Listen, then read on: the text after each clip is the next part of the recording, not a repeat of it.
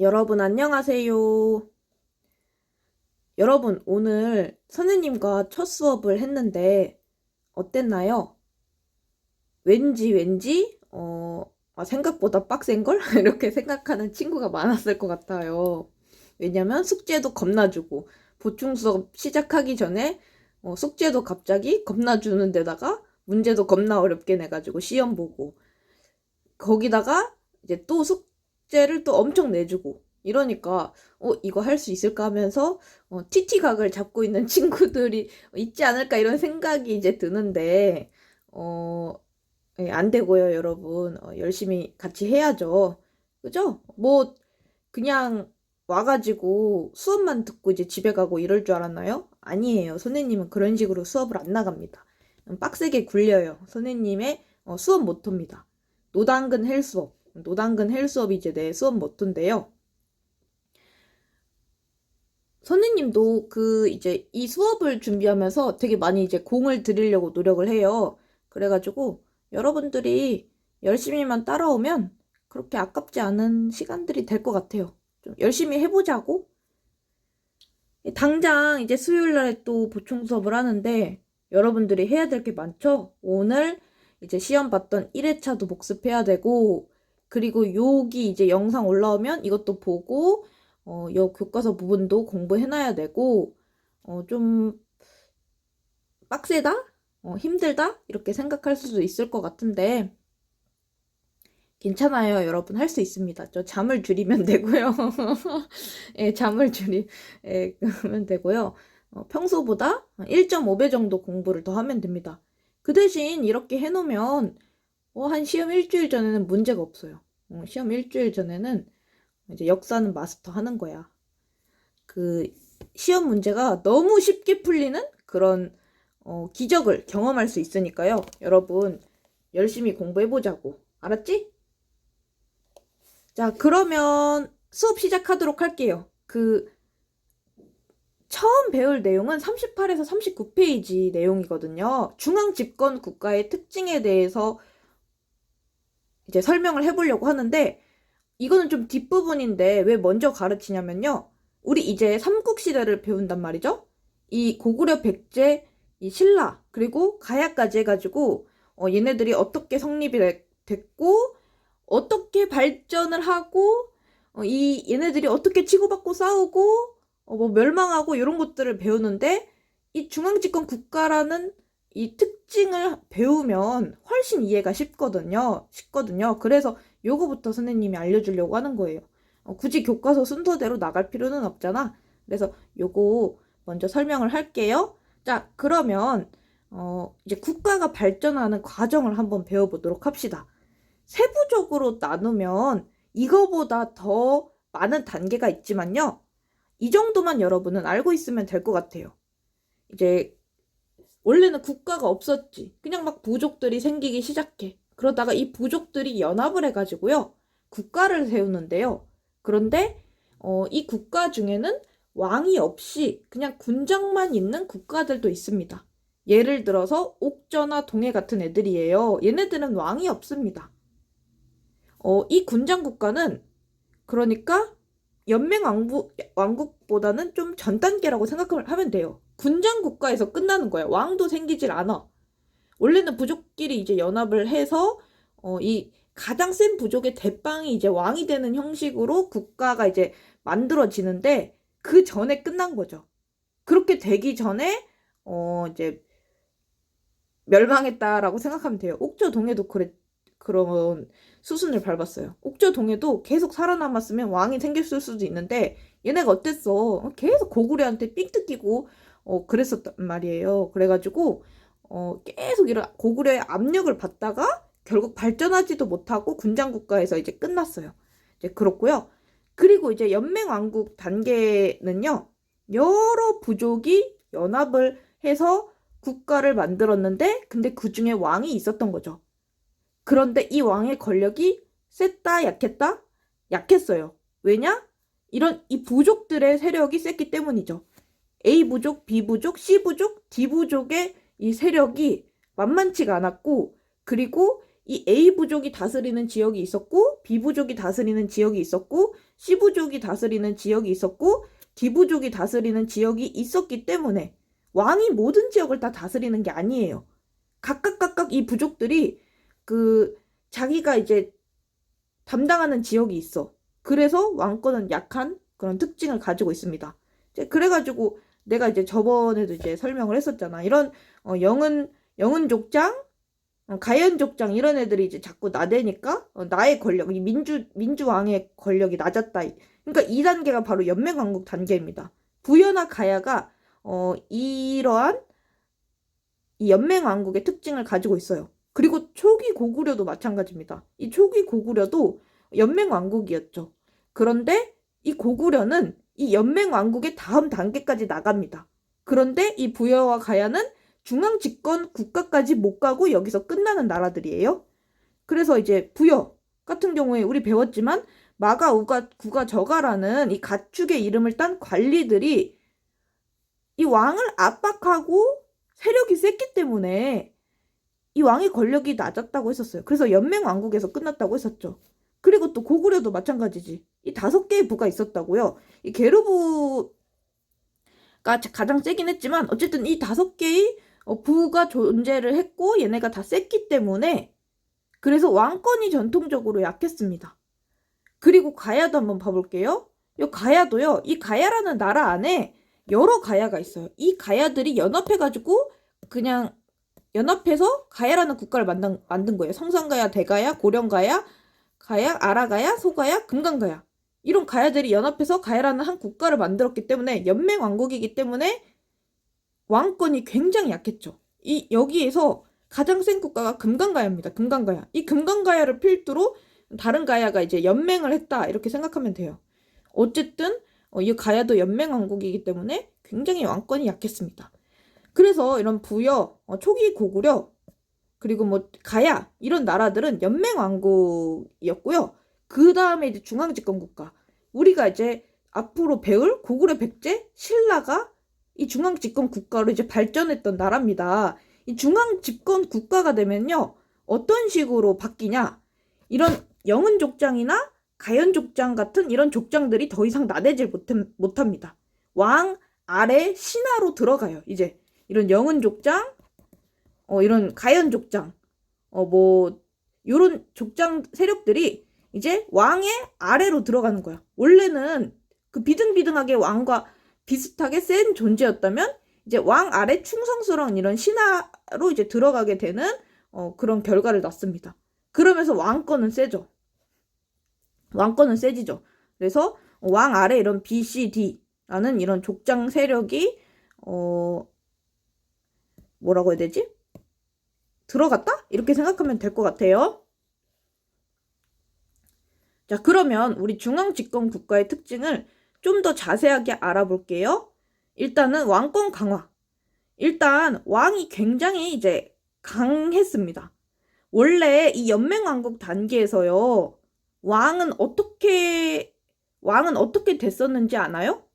그러니까 만약에 내가 이제 왕이야. 이제 민주왕이 있어. 민주왕이 있어도요. 이 영은족장, 가연족장, 또 누구 족장 있을까? 누구 족장? 우리 새로 온 친구들을 족장으로 임명을 한번 해볼까요? 좀 그래도 생소한 친구들이 있더라고요. 이름이. 그래서 우리 효민족장도 있네요. 우리 효민족장, 수진족장 이런 족장 세력들이 있다고요. 그래서 근데 얘가 좀 더 세죠. 예를 들어 이제 가연족장이 이제 갑자기 세력이 겁나 세져요. 그러면 이제 민주가 왕이었다가 이제 가연족장이 왕이 되는 거야. 그러다가 이제 효민족장이 겁나 세죠. 그러면 이제 또 다시 효민족장이 왕이 되는 거야. 이런 식으로 막 왕을 막 번갈아 가면서 이렇게 막 합니다. 그런데 이제 이런 중앙집권 국가가 되면요. 이 민주가 이제 왕권을 강화하면서 왕위를 아들에게 이제 물려줄 수 있게 되는 거예요. 그 전에는 내 자식한테 왕위를 물려줄 수가 없었어요. 왜냐? 나의 권력이 낮기 때문에 다른 부족들에게 왕위를 빼앗길 수 있는 상황이었거든요. 그래서 그냥 다른 부족이 왕이 되기도 하고 막 번갈아 가면서 왕이 되기도 하고 막 이런 식으로 하다가 왕권이 세지면서 이제 드디어 아들에게 왕위를 세습하게 됩니다. 그리고 두 번째, 관등제 정비. 이런 관등제를 이제 정비를 해가지고요. 그 관료제랑 이런 관료의 등급을 이제 매기는 거야. 그래서 이런 족장 세력들 있지. 이런 영은족장, 가연족장, 효민족장, 수진족장. 아니 영은족장과 가연족장이 입에 붙어가지고 그래서 내 아래로 두는 거야. 이런 영은족장, 가연족장 이런 족장 세력들을 내 신하로 내 신하로 둡니다. 그래서 이제 중앙 귀족으로 흡수하는 거야. 그러니까 이제 원래는 이 족장들이 각각의 독자적인 세력을 가지고 있었는데 그런데 중앙으로 이제 다 불러 모아서 이 중앙에 그냥 나의 신하로 두는 거예요. 그리고 나한테 더 충성을 더 잘 바치고 내가 더 마음에 드는 애는 좀 더 높은 관직을 주고 별로 마음에 안 드는 그런 애들은 좀 낮은 관직을 주고 이렇게 서열화를 시켜버려요. 그러니까 왕한테 더 이런 충성하게 되겠죠. 높은 관직을 얻으려고. 이런 식으로 관등제를 정비하면서 왕권은 더 강화되고 이런 족장들의 세력은 더욱더 낮아집니다. 이제 족장이 아닌 거지. 이제 더 이상 족장이 아니라 막 지역에 이런 세력을 갖고 있는 족장이 아니라 중앙 귀족이 되는 거예요. 그러면서 왕 밑에 편입이 되는 거야. 그리고 지방 행정 체제의 정비. 자, 이제 원래는요, 그 지방이요, 다 족장들이 다스리고 있었어요. 그러니까 이제 예를 들면 나라가 있잖아? 이런 나라가 있으면 내가 한 중앙을 이제 다스리고 이런 각각의 이런 족장들이 이런 지방을 이제 각자 다스리고 있는 거예요. 그래서 얘는 여기 뭐 가연족장, 영은족장, 수진족장, 뭐 효민족장 이런 식으로 각각 다스리는 지역이 다 있었어. 그러니까 왕이 직접적으로 다스리는 지역은 뭐야? 여기밖에 없는 거야. 그런데 이제 어떻게 된다? 중앙집권 체제 국가가 되면 요 족장들을 다 중앙으로 편입시켜. 너 다 일로 와! 하면서 너네 더 이상 지방에 있지 말고 다 일로 와! 이렇게 다 오게 하고 뭐야? 여기까지 다 왕이 다스린다. 근데 어떻게 다스린다? 이제 내 충성스러운 나의 신하를 이 지방에 파견을 하는 거야. 이 지방을 파견을 해서 내가 직접 다스리는 거죠. 근데 이제 이런 족장들이 다스렸던 이 지방 지역들은요, 내가 어떻게 행정구역으로 이제 그거를 설치를 하는 거예요.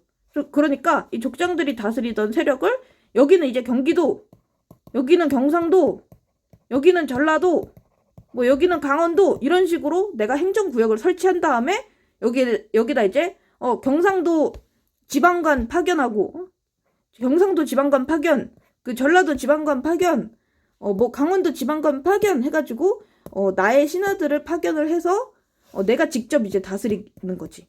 이렇게 왕이 전국을 다스리는 제도로 변합니다. 그래서 이런 지방 행정 체제도 이제 정비를 하고요.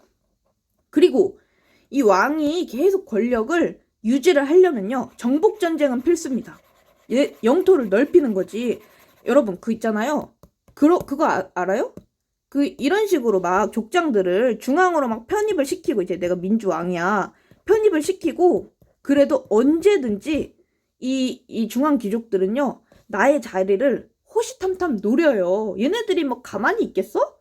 원래는 그 지방에서 한 세력 하던 애들이야.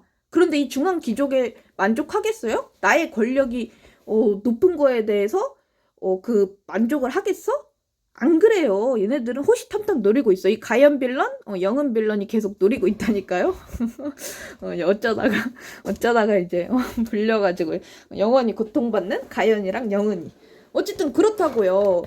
그러니까 이제 왕은요, 자신의 이런 권력이 계속 유지되기 위해서 이런 있잖아. 이런 중앙 귀족들의 불만을 잠재우고 자신의 권력을 더욱더 공고히 하고자 전쟁을 나가는 거야. 정복전쟁. 이 전쟁을 나가가지고 영토를 넓히면 뭐야? 이게 다 자기의 공이잖아. 그러니까 자기 권력이 더욱더 세지는 거죠. 이 중앙 이런 귀족들, 너네 싸물어 이렇게 하면서 이제 내가 이렇게 영토를 넓혔는데 너네 이제 나대지 마 이렇게 하면서 할 수 있는 거야. 내가 덜 떵떵거리면서 할 수가 있는 거야. 그러니까 더욱더 전국 전쟁을 나가는 거야. 바깥으로 이제 돌아가지고 더욱더 왕권을 세게 만드는 거죠. 그리고 이제 나라를 다스리려면 법이 필요하잖아요. 그래가지고 율령을 반포를 합니다. 이게 이제 쉽게 얘기하면 법이에요, 법. 그 행정과 형벌에 관한 이제 법이라고 할 수 있는데 말이 어렵잖아. 그러니까 이제 율령은 법이라고 생각하면 돼. 그래서 법을 반포를 해가지고 나라의 이런 기틀을 잡는 거죠. 법에 따라서 나라를 통치를 하는 거야. 그러면서 이런 나라를 이제 체계화시키고 그리고 이제 불교도 받아들여요. 이 중앙집권 국가의 특징 중 하나가 바로 불교 수용입니다. 그래서 고구려, 백제, 신라 모두 불교를 수용했다는 특징을 가지고 있어요. 왠 줄 알아요? 왜냐면요. 이 불교를 수용함으로써 일단은 백성들을 통합시킵니다. 이 종교는요. 이 많은 사람들을 통합시킬 수 있는 힘을 가지고 있어요. 그러니까 예를 들면 우리 이제 3학년 친구들이 계속 분열을 하는 거야. 막 싸우고 난리가 났어. 막 지들끼리 치고받고 싸우고 요즘 체육대회잖아. 그러니까 여러분들 사이가 안 좋지 않나요? 지금 우리 반도 지금 드디어 내일 7반과 붙습니다. 7반도 우승 후보고요. 이제 우리 반도 우승 후보예요. 근데 이 7반과 이제 8반이 서로 우승 후보다 보니까 사이가 이제 갑자기 급격히 안 좋아가지고 지금 서로 디스하고 난리 났어요. 그래가지고 이제 걱정이 되는데 어쨌든 요즘 체육대회 때문에 이 분위기가 뒤숭숭하다고요. 여러분들도 그렇잖아. 너무 심한 그런 승부욕 때문에 괜히 다른 반을 적대시하고 막 그러잖아요. 지금 그런 상황입니다. 그래가지고 이제 고민을 하다가 이런 우리 친구들을 통합시킬 수 있는 방법이 무엇이 있을까? 이런 생각을 하다가 어떻게? 종교를 통해서 통합을 시키려고 하는 거지. 그래서 이제 민주교를 퍼뜨리는 거야. 그래서 민주교를 퍼뜨려가지고 이런 민주교로 하나로 통합되게 하는 거야. 그러니까 아무리 서로 사이가 안 좋아도 이 종교가 같으면 동질감이 생기잖아요. 그래서 너도 민주교? 야 너도? 야 나도 이렇게 하면서 서로 이제 친해지는 거거든. 여기도 마찬가지야. 이 불교를 통해서 백성들을 통합을 시키는 거야. 거기다가 일석이조인 게 뭐냐면 이 불교를 이제 받아들여. 여기 이 불교의 신이 누구야? 부처잖아요. 부처님이잖아요. 근데 왕이 어떻게 하냐면요. 나는 부처야 이래요. 나는 부처니라 막 이러는 거야. 나는 부처다 이렇게 하는 거야. 그러니까 자기를 거의 이 부처로 세뇌를 시켜. 야 내가 부처야 부처. 부처라고 이렇게 백성들을 세뇌를 시켜. 그러니까 백성들이 부처님이다 하면서 그러니까 왕을 신격화하는 거예요. 그래서 왕권은 더 강화하는 거죠. 그래서 이걸 가지고 일석이조 백성들도 통합시키고 왕권도 강화시키고 그러려고 이제 종교를 이제 수용을 한 거예요. 그래서 이제 불교를 수용했다 이렇게 생각하면 됩니다. 그래서 이 중앙집권 국가의 특징이 요 여섯 개인데요. 내가 생각하기에 여기 시험 문제 내기가 굉장히 좋아요. 그래서 중앙집권 국가의 특징이 아닌 것은 이런 식으로 낼 수 있기 때문에 여러분들 요 6개 반드시 이제 외워 놓도록 합시다. 알았죠? 네, 그러면 이제 넘어갈게요. 자, 이제 고구려의 성장. 이 고구려의 성장에 대해서 이제 배울 건데요. 고구려는 어떻게 건국이 됐냐? 이 주몽이라는 사람에 의해서 이제 건국이 됐어요. 이 졸본이라는 이 지역에서 건국이 됐는데 여러분 내가 얘기해준다고 했어요. 이번 시간에 고구려 건국 신화에 대해서 이제 얘기를 해준다고 했었거든요. 근데 이 고구려 건국 신화를 배우면 백제까지 이제 같이 쌍으로 할 수 있기 때문에 아주 좋습니다. 이 주몽은요, 신화니까 어쨌든 신화니까 이게 이제 사실인지 이런 건 모르지만 이제 아래서 태어났다고 합니다. 이제 부여왕이 있었어요. 이런 부여왕이 있었는데 부여왕이 이제 길을 지나가다가 어떤 여인을 만났어요. 이제 어떤 여인 흑흑흑흑흑흑흑 하고 있는 어떤 이제 여인을 만났는데 그래서 사정을 들어보니까 이제 얘가 이제 강의 신의 딸이에요. 강의 신의 딸인데 이제 어떤 이제 또 다른 신이랑 이제 결혼을 한 거죠. 이제 사랑에 빠져가지고 이제 결혼했는데 이제 반대를 한 거지, 아버지가. 그래가지고 울고 있었던 거야. 그래가지고 이 부여왕이 이제 딱 해가지고 이제 궁궐로 데려와요. 이 여인을, 이제 유하라는 이제 여인을 이제 궁궐로 데려오는데, 이제 궁궐로 데려와서 얼마 뒤에 이 유하가 아이를 낳습니다. 이제 아이인데 이제 알을 낳아요, 알. 그래서 이제 낳았는데, 요런 이제 알을 낳았다. 요런 이제 알을 낳았어요. 그런, 새도 아니고 이제 알을 낳습니다. 그런데 이 알에서 주몽이 나온 거죠. 응애 하면서 이제 주몽이 나왔어요. 응애 하면서 이렇게 나왔어요. 예, 그래가지고, 요 주몽이 이제 부여에서 컸죠. 근데 이제 부여에서 이제 컸는데, 이 부여 왕에 이제 여러 아들들이 많았는데, 이 아들들이 이 주몽을 겁나 괴롭혀요. 왜냐면 이 주몽이 엄청 능력이 뛰어났어. 막 사냥도 잘하고 똑똑하고 능력이 뛰어나니까 시기를 하는 거죠. 쟤 나한테 너무 짜증나면서 막 얘를 막 이제 괴롭혀요. 그러다 보니까 주몽이 나중에는 이제 괴롭히다 못해 이제 죽이려고 해. 그래서 안 되겠다. 여기 부여를 떠나야겠다. 이렇게 합니다. 그래서 이제 부여를 TT할 이제 계획을 세우게 되고 내려가는 거죠. 그래서 부여에서 이제 내려가는데, 근데 이제 이 주몽이 이제 그때 당시 아내가 있었어요. 이제 아내가 있었는데 아내와 이제 자식이 있었는데, 이제 아내를 챙겨야 되는데 이제 아내를 챙기지 못하고 그 이제 아래로 내려갑니다. 그래서 이제 아내는 이제 빠이빠이 하고 이제 아래로 내려가요. 그래서 어디에 도착했냐? 바로 졸본에 도착했다. 그래서 이 압록강에 있었던 우리 원주민 배웠잖아, 저번 시간에. 이 압록강 원주민이랑 같이 합쳐가지고 고구려라는 나라를 세웁니다. 근데 이때 그 지도로 설명을 해줄까? 지도 보면서? 그러니까 이제 부여에서 이렇게 온 거죠. 이게 부여에서 이렇게 왔어요. 이제 와가지고 여기 압록강 원주민, 압록강 토착 세력과 이 주몽이 합쳐져가지고 고구려를 세웠는데, 이 고구려를 세울 때 결정적으로 이제 도와줬던, 아주 큰 공을 세웠던 여인이 한 명 있었으니 바로 소선호라는 여인입니다. 소선호라는 이제 여인인데, 이 여인이 이 주몽을 이제 많이 도와줘가지고 고구려를 여기다 이제 세워요. 그런데 이제 이 소선호는요, 이제 그러니까 뭐라고 해야 되지? 유부녀인데 이제 그 자식이 있었어요. 이 자식이 누구냐? 비류랑 온조라는 이제 자식이 있었어요. 근데 이제 주몽을 좋아한 거지. 주몽과 이제 사랑에 빠져가지고 이제 둘이 이제 사랑을 하죠. 그런데 고구려를 세웠잖아. 어쨌든 주몽이 이제 고구려를 세웠어. 그리고 이 소선호가 얘는 이제 이쪽 지역에 아주 세력이 아주 강한 집의 그 딸이었다고 해야 되나? 그래가지고 이제 고구려를 세우는데 아주 결정적인 공을 세워주는데, 근데 주몽이 근데 부여에 두고 온 아내가 있었잖아요. 그래서 이제 고구려를 세운 다음에 데려와요. 그 아내를 이제 데려오고, 그 아들이 한 명 있었거든요. 그 이 아내와의 그 아들이 있었는데, 그 아들을 자신의 그 다음 왕으로 세웁니다. 그게 바로 유리왕이에요. 유리왕. 그래서 이제 2대 왕인데요.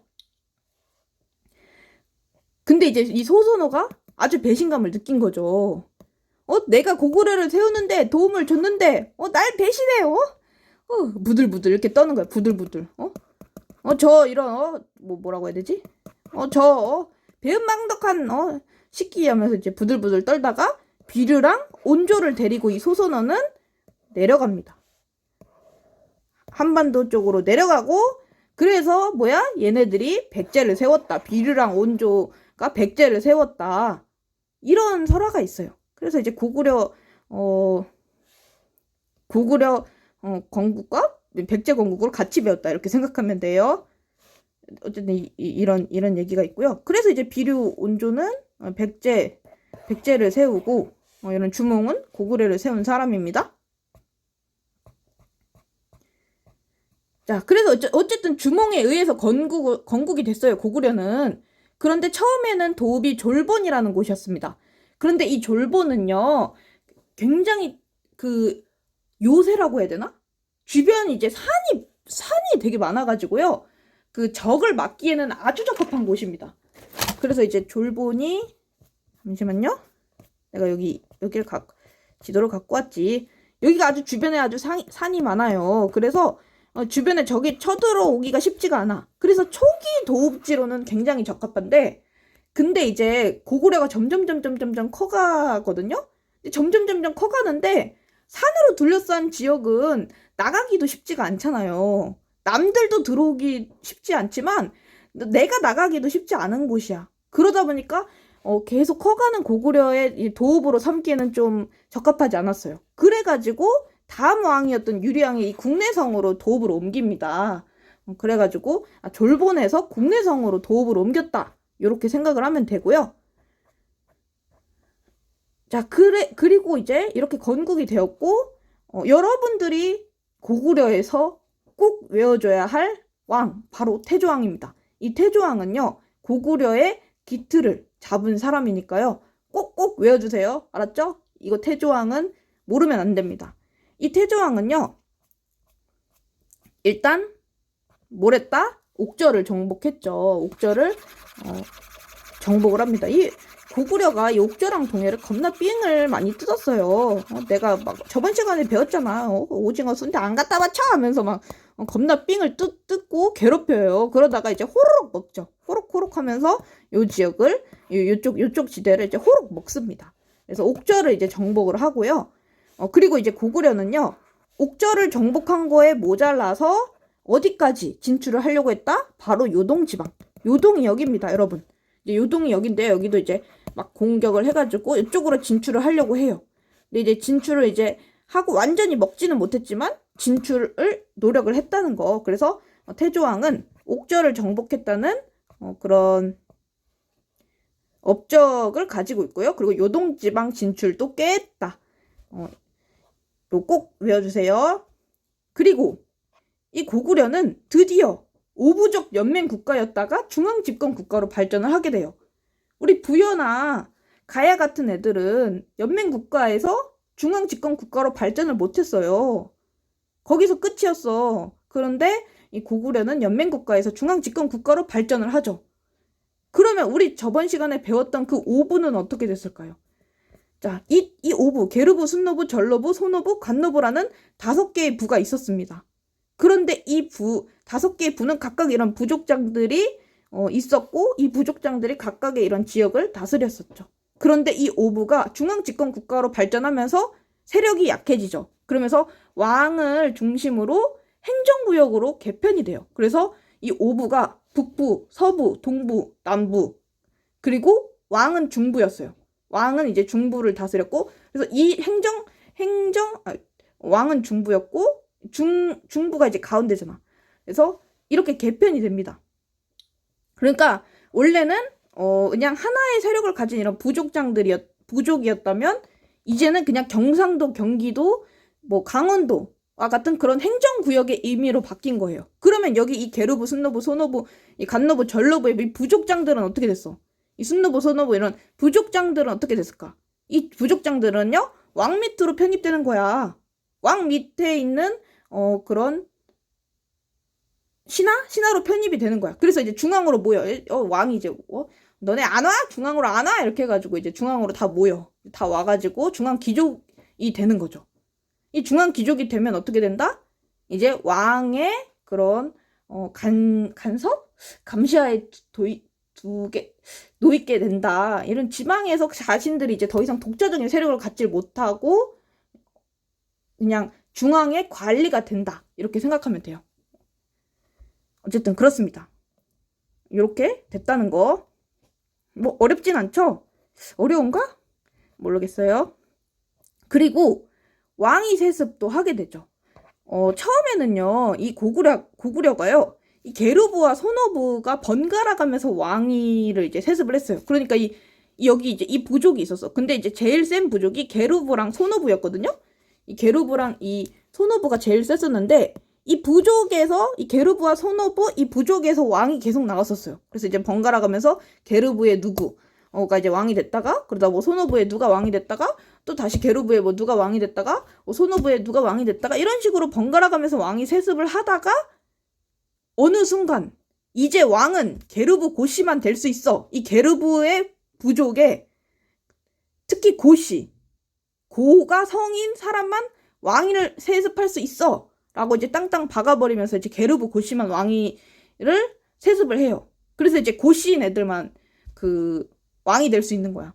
이 주몽이 성이 고씨라고 했잖아요. 그래서 얘는 고주몽이거든. 그러니까 이제 고씨만 왕이 될 수 있었어. 그래서 뭐 고씨가 누구 있어? 고씨, 고등어, 고끼리, 고동이 있다. 고동이, 고뿔소 이런 애들이 이제 계속 왕이 되는 거야. 이제 게르부에 이런 고등어, 고끼리, 고동이, 고뿔소가 이제 계속 이제 왕이 되다가 이제 최종적으로 어떻게 된다? 부자 간의 왕위 계습이 확립이 되는 거예요. 이제 아들한테 계속 왕위를 물려주게 되는 거지. 이게 이제 최종 단계라고 생각하면 돼요. 이제 내가 아들한테 왕위를 세습하면요, 이제 왕권이 이제 제일 강화됐다. 이렇게 생각하면 돼. 내 자식한테 이제 왕위를 물려줄 수 있다는 것은 왕권이 강화되지 않으면 할 수 없는 일이거든요. 그래서 이런 식으로 왕권 강화가 이루어졌구나 이렇게 생각하면 돼요. 요거 게르부 소노부가 번갈아 가면서 왕위를 세습했다. 요 내용은 교과서에는 없긴 한데요. 근데 이제 이해를 위해서 선생님이 여기다 쓰긴 했습니다. 굳이 외울 필요는 없는데 어쨌든 이런 식으로 이런 단계를 밟아갔다. 이렇게 생각하면 돼요. 이렇게 되면 고구려의 건국과 성장에 대해서는 다 배웠어요. 그 다음 이제 백제의 건국과 성장에 대해서 이제 배우도록 하겠습니다.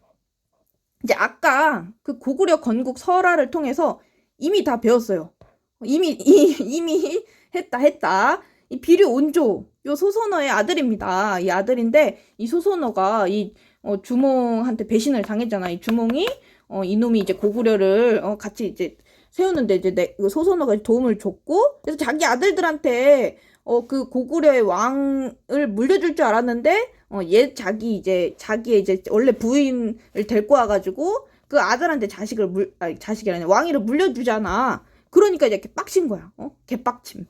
그래가지고 이제 소선어가 아들들을 데리고 이제 내려오죠. 이제 백제로 이제 내려오고, 그래서 이제 한강의 이런 토착 세력, 한강 원주민과 이제 백제를 세웁니다.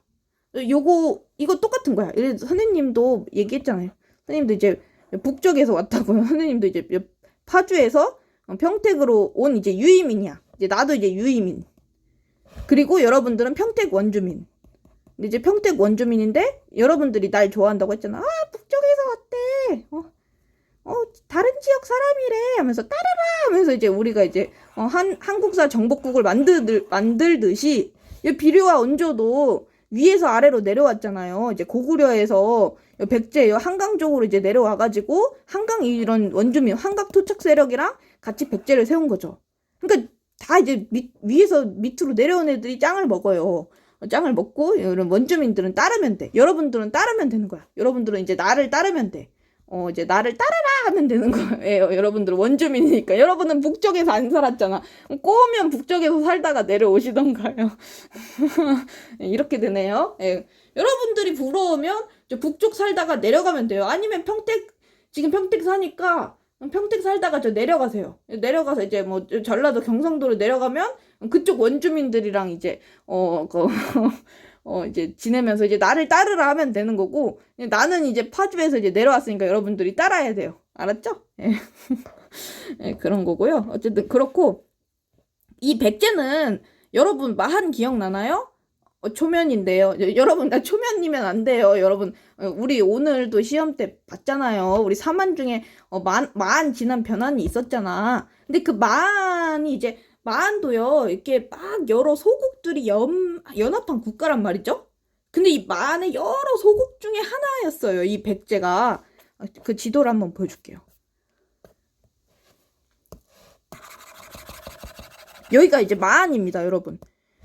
여기가 이제 마한인데, 이 마한에 이제 소국 중 하나였던 백제국에서 시작을 했어. 이 백제국에서. 근데 이 백제국이 셌던 거지. 그래서 요쪽 일대를 다 먹어요. 요쪽 일대를 다 먹어가지고 백제가 된 거야. 백제.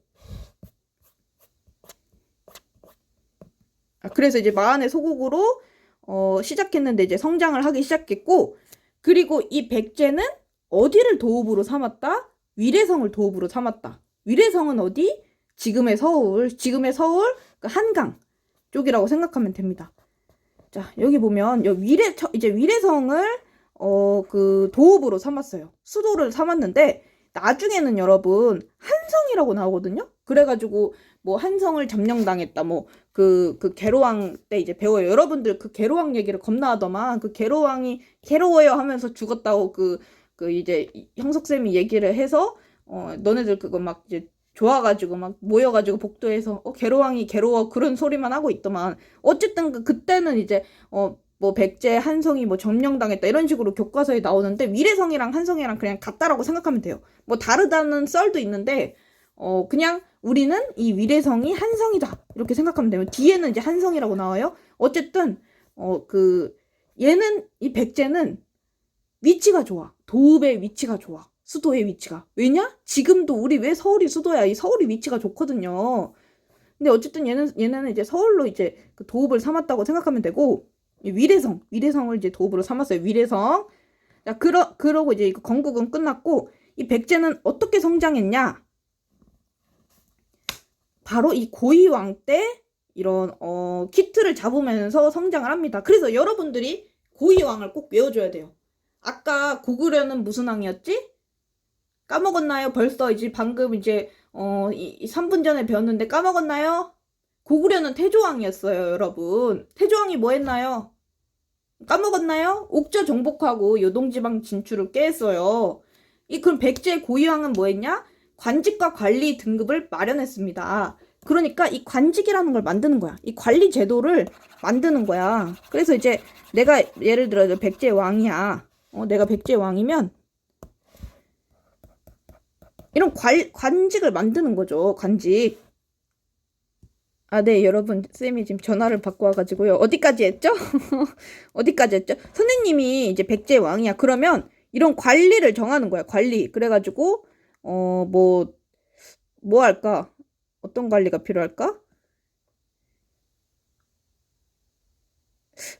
싱크빅이 떠오르지 않네요. 그래가지고 이제 나한테 이제 충성을 잘 바치는 사람은 1등급, 1급 관리, 그리고 뭐 2급 관리, 3급 관리 이렇게 등급을 정하는 거예요. 그래가지고 나한테 내가 마음에 들고 나한테 제일 충성하는 애들을 이런 1등급 그런 관리 제일 높은 관직을 주고 그리고 그 다음 2등급 관직을 주고 3등급 관직을 주고 이런 식으로 이제 관리 등급 마련하고 관직 자리를 마련을 하는 거예요. 그래서 청소직, 빨래직, 빨래직 나한테 필요한 이런 관리거든요. 빨래직 그리고 또 뭐 있지?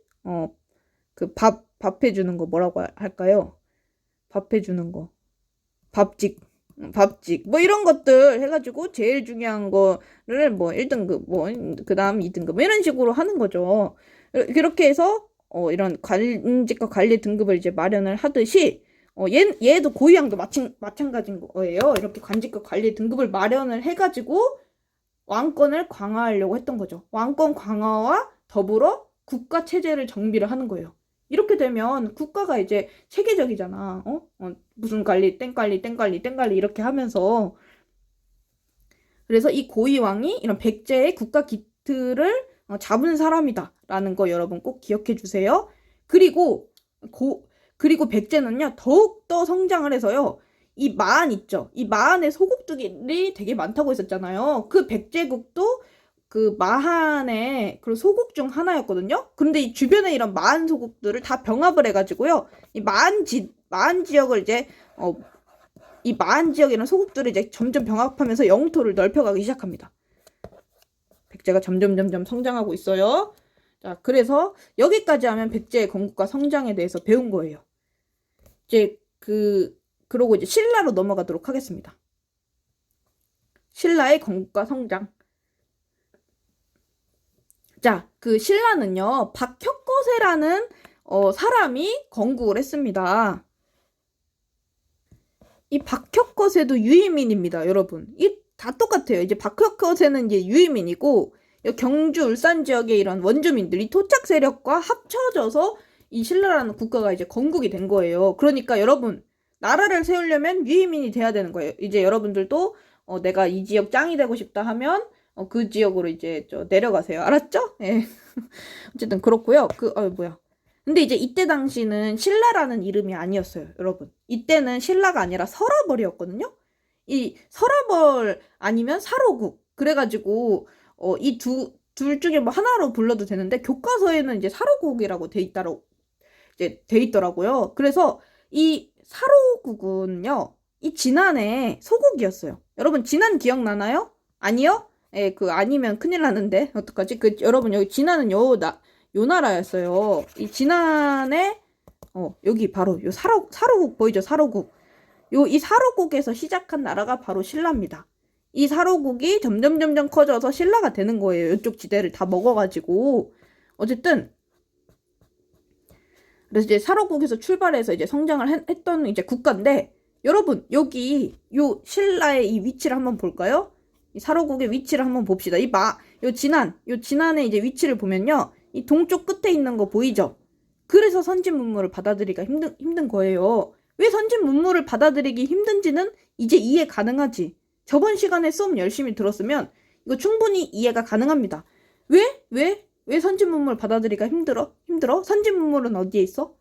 바로 여기 중국, 이쪽이 중국이잖아요. 선진 문물은 그 당시 다 중국에 있다고 생각하면 돼요. 중국이 이제 되게 많이 발전을 했어. 그래서 여기 우리 한반도 쪽에 이런 나라들은 중국의 이런 문물들을 받아들이면서 성장을 합니다. 그런데 이 신라 같은 경우에는 이 동쪽 끝에 있었기 때문에 중국과 교류하기가 좀 힘든 위치에 있어요. 그래서 선진 문물을 좀 받아들이기 힘들었다.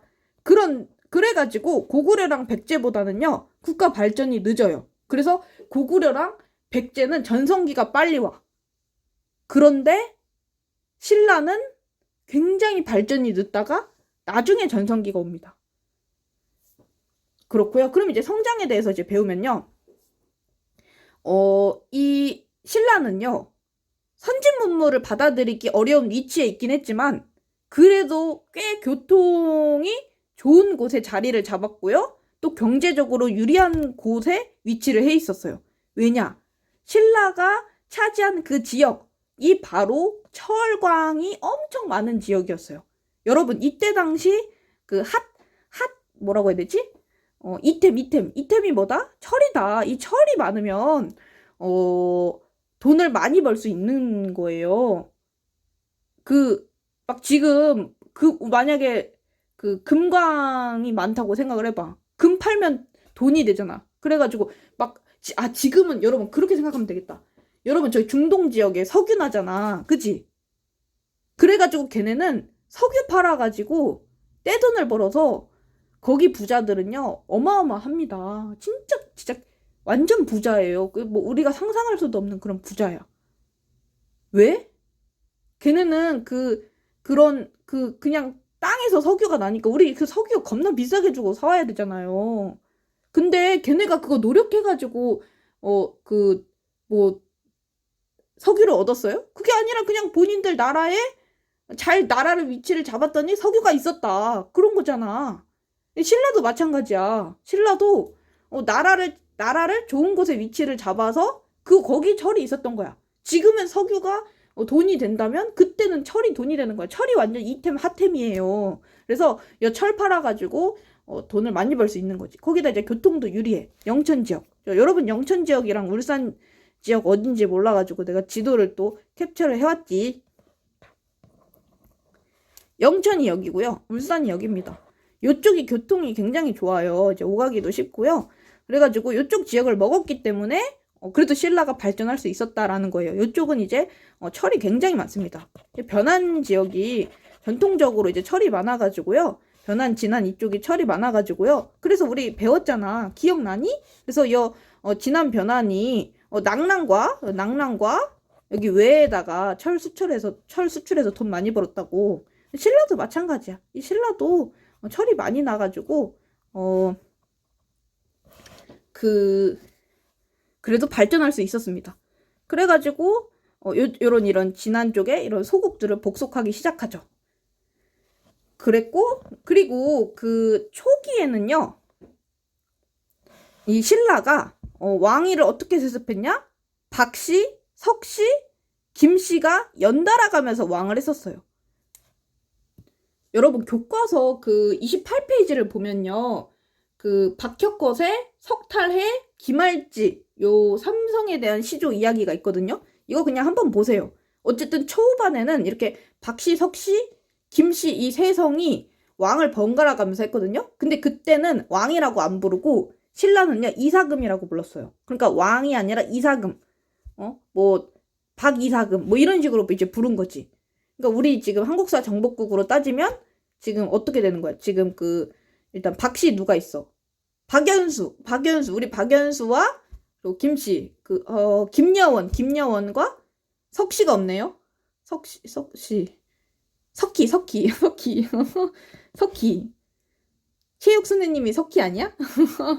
그래서 박연수, 김여원, 석희 이렇게 세 명이 번갈아 가면서 이제 왕을 했다고요. 이제 세 명이 번갈아 가면서 이제 왕을 했는데 이제 이사금을 한 거죠. 왕이라고 하면 안 돼. 이때는 박연수 이사금, 석희 이사금, 김여원 이사금 이런 식으로 이제 하다가 나중에 이제 바뀌는데 나중에 누가 승자가 된다? 김씨가 승자가 돼가지고 이제 김여원이 이제 뭐 김여원이 최종 승자. 석희는 나가리 됐어요. 여러분 지금 수업한 건 잊어주세요. 여러분 체육 선생님한테 가가지고 역사쌤이 선생님 조롱했다. 아니 나 전혀 그거 아니에요. 아니 선생님 막 신라 설명하는데 선생님 이름 가지고 막 했다 이렇게 하면 안 돼요. 알았죠? 선생님 그러면 이제 체육 선생님이랑 사이 안 좋아지니까요. 잊어주세요. 여러분 요거 기억에서 삭제해주세요. 어쨌든 그러지. 김여원 김씨가 최종 승리를 이제 하는데요. 어쨌든 그랬다. 박석김이 이제 번갈아 가면서 이사금을 이제 추대를 받았다가요. 이제 나중에 이제 이게 어떻게 된다? 김씨가 왕위 세습을 하게 됩니다.